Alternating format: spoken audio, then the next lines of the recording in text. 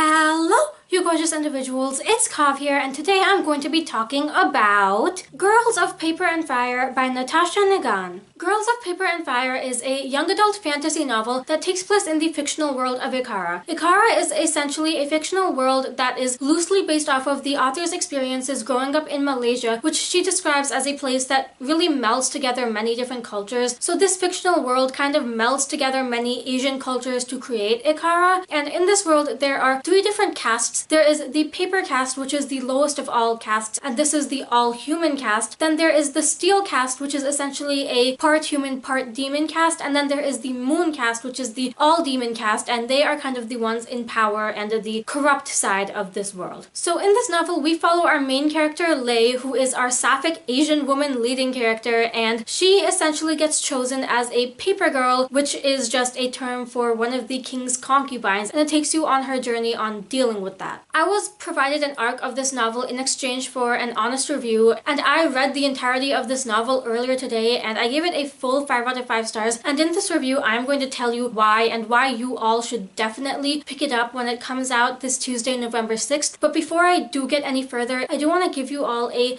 giant content warning for themes of rape and sexual assault, because those are very, very prominent and part of the basic plot and storyline of this novel. So if either of those topics trigger you, you should not read this novel. But I do want to note that the author has said that the final copy of this book will contain trigger warnings, so I do want to give a huge props to her and her publisher for doing so, because not enough novels do that. But I really just want to get started with this review, so let's jump right into it.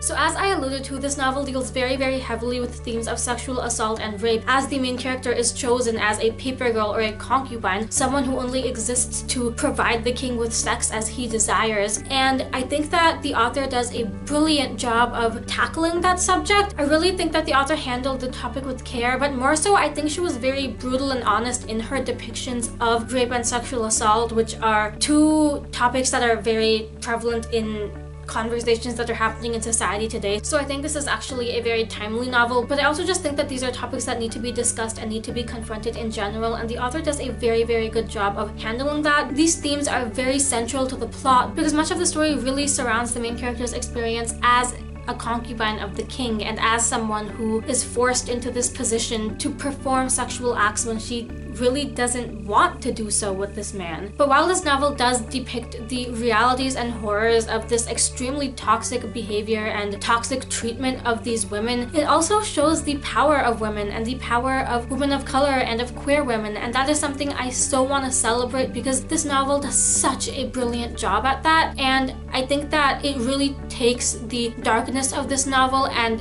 instills the main characters with this fire and this desire to battle against the cruelties and the injustices of the world they live in. And I really think that draws a parallel to people who stand up to the injustices in our society today, which is another reason why I think this is such a timely novel, and it really is getting released at the perfect time. The growth and progression of the main character throughout the novel is just one of the many things that shows how the author really does show the power of women. And Leia really does come to terms with herself and comes to terms with her ability to stand up against the horrors of the world she lives in, and she learns how to fight against the corrupt people in power. And I think that that is such a brilliant spin on something so dark. Someone who was very key to Lei's journey is the love interest, who is another badass sapphic woman of color, and I absolutely adored her character with all of my heart. Like, if you look up the word badass in the dictionary, you will just find a picture of this love interest, because she is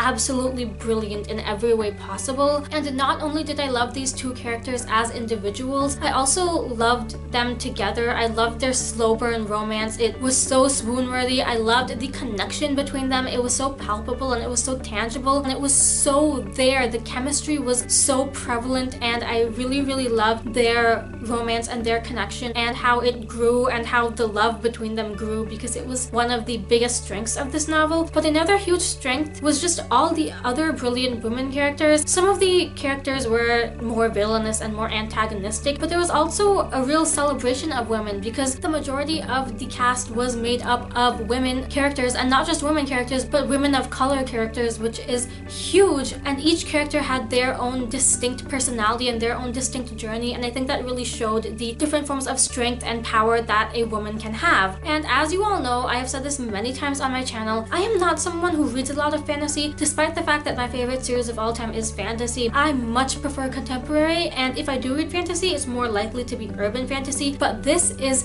high fantasy, it is heavy fantasy. Fantasy is interwoven into every aspect of the novel, and I love that. I read this novel in the span of about 4 or 5 hours because I was so intrigued and interested by it, and it was so gripping and I wanted to read more. And I really think that this was a brilliant way of creating a world because in my eyes it paralleled a lot of what today's world looks like, and I think that at its surface it is a gripping, really well written young adult fantasy novel, but if you look deeper than that, at its core, it is a book that can be an inspiration to young women readers out there, to young women of color readers, to young queer women readers, to the readers who don't often see themselves as the heroes of stories. This makes them the hero of the story, and this shows them how to battle not just fantasy evils but real world evils. It shows them how to stand up to those evils, and I think that that is something so brilliant, and again something so necessary in today's conversations and today's society. I really do think this is a novel that is going to stay with me for a really long time because it is not just one of the best novels I've ever read in terms of a fictional novel that is really good, but it is one of the best novels that I've ever read in terms of how inspirational and brilliant and realistic it is, and that is what made me fall so deeply in love with it. So yeah, that's about all for this video. As you can see, I really only have amazing things to say about this novel because it is truly an exquisite piece of art, and I hope you all enjoyed this video. If you did, please give it a like and subscribe because that stuff makes me happy, and please comment down below and let me know if you have read this novel, and if so, do you agree with my thoughts on it? Or if not, are you planning on getting this novel, and what in this review made you decide that you want to get it? And as usual, all of my social media and my Goodreads will be linked in the description below if you'd like to follow me anywhere else. Thank you all so much for watching. I hope you're having a lovely day or night wherever you are. Please remember that you are beautiful and you deserve the world, and I will see you soon for a brand new video. Goodbye!